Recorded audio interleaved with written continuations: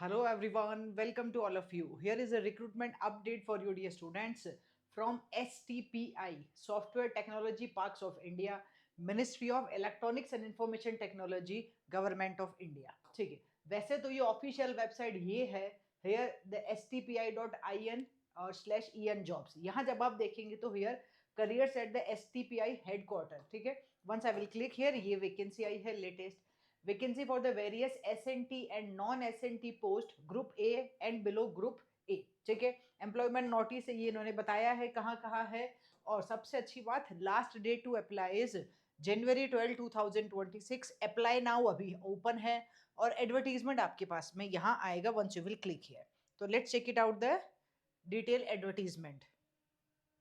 Here we are having the detailed advertisement. Here only, here you can see.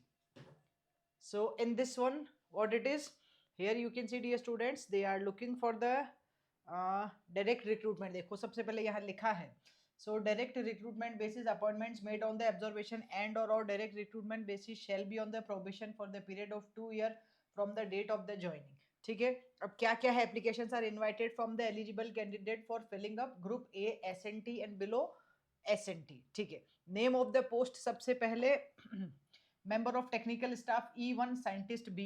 पे matrix रहेगा level 10 का 56,100 से 1,77,500. Age limit यहाँ इन्होंने लिखी है 30 ईयर्स. ठीक है, नंबर ऑफ पोस्ट 5 है टोटल इन्होंने बताया है. अनरिजर्व रिजर्व और के लिए क्या क्या है क्राइटेरिया. ठीक है, और मोड ऑफ द रिक्रूटमेंट है डायरेक्ट रिक्रूटमेंट बेसिस. अब सबसे पहले क्या चाहिए for direct recruitment, essential qualification bachelor degree होनी चाहिए. किसमें आपके पास फर्स्ट क्लास इन मतलब B BTech in 60% marks, electronics electrical electronics and communication, telecommunication, computer science, information technology और मास्टर्स इन कंप्यूटर एप्लीकेशन मतलब एमसीए हो with first class, MSc with first class in physics mathematics stats computer science electronics applied electronics या information technology वाले बच्चे apply कर सकते हैं here. और master degree in technology engineering with first class in electronics electrical electronics and telecommunication वाले बच्चे भी अप्लाई कर सकते हैं. किसी ने पीएचडी किया है तो वो भी अप्लाई कर सकता है. तो ये है आपका सबसे फर्स्ट. इसके बाद और भी है लेकिन member of technical support and staff, यहाँ थोड़ा सा अपर एज लिमिट 56 ईयर है.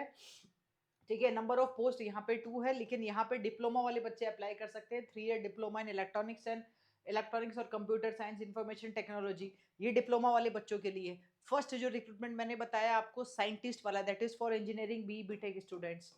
ठीक है, फिर एक और है नॉन एसएनटी एडमिनिस्ट्रेटिव वाला है, यहाँ पे कोई भी ग्रेजुएट अप्लाई कर सकता है. ठीक है, यहाँ पे इन्होंने कुछ डिजायरेबल में भी लिखा है. Okay, and then assistant for appointment on, assistant के लिए क्या है डायरेक्ट रिक्रूटमेंट बेसिस पे है, graduate in any discipline apply कर सकता है. तो I am talking about here engineering post only. फिर मेंबर टेक्निकल सपोर्ट स्टाफ, यहाँ पे डिप्लोमा वाले बच्चे अप्लाई कर सकते हैं फॉर डायरेक्ट रिक्रूटमेंट में. ठीक है, और फिर है टेक्निकल सपोर्ट स्टाफ ES2, यहाँ पे भी कौन डिप्लोमा वाले बच्चे अप्लाई कर सकते हैं. तो डिग्री डिप्लोमा दोनों वाले बच्चों के लिए है. यू कैन चेक हियर बच्चों, जो डिप्लोमा वाली पोस्ट है वहाँ नंबर ऑफ वैकेंसी भी मेंशन है, सब कुछ यहाँ मेंशन किया गया है. यहाँ ITI वाले बच्चे अप्लाई कर सकते हैं. फिर असिस्टेंट A3 ग्रेड के अंदर कौन अप्लाई कर सकता है, graduate in any discipline from a recognised university with 2 year experience, यहाँ पे एक्सपीरियंस होना चाहिए. ठीक है, वो जो हमने बताया था फर्स्ट वाला वो फ्रेशर्स के लिए है, मतलब वैकेंसीज काफ़ी है. फिर असिस्टेंट A2 यहाँ पे भी अप्लाई कर सकते हो. 6 मंथ का सर्टिफिकेट कोर्स होना चाहिए कंप्यूटर में आपके पास. और AI यहाँ पे A1 ग्रेड है, असिस्टेंट A1 ग्रेड यहाँ पे इमीडिएट विद टाइपिंग, इसके लिए टाइपिंग वाले बच्चों मतलब जिन लोगों को टाइपिंग का एक्सपीरियंस है उनके लिए है. फिर ये ITI के लिए है. हाउ टू अप्लाई, ये प्रोसीजर यहाँ पे मेंशन है, जो मैंने आपको ऑफिशियल वेबसाइट बताई उसी में ये प्रोसीजर मेंशन था बेटा. Right, you can see here ना, अप्लाई ऑनलाइन का ऑप्शन आ रहा था. Once you will click on here, yes I will go for it, apply online का ऑप्शन आ रहा है, click here to log in, और फिर उसके बाद आप आगे प्रोसीड कर सकते हो. तो ये तो प्रोसीजर हुआ. ठीक है, अच्छा यहाँ पे कुछ फीस इन्होंने रखी है. Application fees for group A post level 10 candidate has to pay ₹1000. Okay, and for group A post below level 10 candidate has to pay fees of ₹500. जो हमने बताया था वो ग्रुप A वाला था. ओके, लेवल 10 वाला था जहाँ इंजीनियरिंग साइंटिस्ट वाले साइंटिस्ट की पोस्ट के लिए बच्चे अप्लाई कर सकते हैं. ठीक है, ये इन्होंने मेंशन किया है क्या करना है पर application. Okay, you can go through NEFT RTGS to the following. NEFT और आरटीजीएस आप कर सकते हैं, या फिर डिजिटल पेमेंट भी आप कर सकते हैं, इन्होंने मेंशन किया है यूपीआई कर सकते हो। ठीक है, यूपीआई आईडी भी उन्होंने मेंशन कर दी है जहां आपको करना है पेमेंट। फिर ये जो हमने बात की थी ये रहा, है ना, member of technical staff even scientist भी लेवल 10 था, 56,177 1,77,500, और written test follow by the interview. Selection process क्या है, डायरेक्ट रिक्रूटमेंट है, लेकिन रिटर्न टेस्ट होगा और उसके बाद इंटरव्यू होगा, और बाकी सब में रेस्पेक्टिवली मेंशन किया गया है। यही इंजीनियर्स के लिए है, बाकी सारा जो है डिग्री कोई भी एनी ग्रेजुएट या फिर डिप्लोमा वाले बच्चे अप्लाई कर सकते हैं। फॉर्म फिलिंग ऑलरेडी स्टार्ट हो चुकी है बेटा, 29 नवंबर से लास्ट डेट है 12 जनवरी 2026, 45 डेज का विंडो है, इन्होंने यहाँ मेंशन किया है। ठीक है, जनरल टर्म्स एंड कंडीशंस कुछ लिखी है, you can check it out this one, और आप उसमें प्रोसीड कर सकते हो। यहाँ एक सिलेक्शन प्रोसेस के बारे में और बताया है, selection process only the completed online applications by the last date of receipt of online application.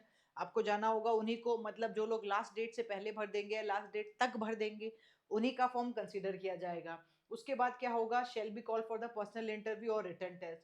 Candidate recommended by selection committee qualified in the written test will be call for the final appointment. ठीक है, member technical staff scientist B का written examination होगा followed by the interview, और ये इन्होंने बता दिया है। अच्छा, क्या रहेगा सिलेबस भी यहाँ इन्होंने थोड़ा सा बताया है, डिटेल सिलेबस लिखा है। Member technical support staff, technical support staff, technical support staff.